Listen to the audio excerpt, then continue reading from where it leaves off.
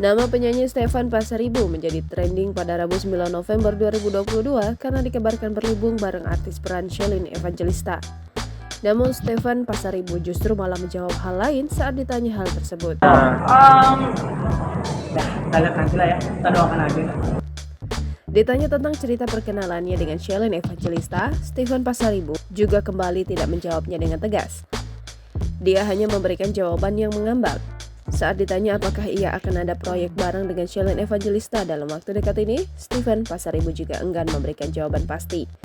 Adapun nama Shelin Evangelista dan Stefan Pasaribu menjadi perbincangan di media sosial.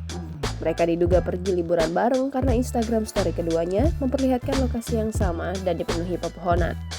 Dalam Instagram story, tampak Shelin Evangelista dan Stefan Pasaribu yang sedang menjelajahi hutan dan sungai. Dia sosok yang hebat, senior yang sangat keren, dan jadi panutan bagi semua orang.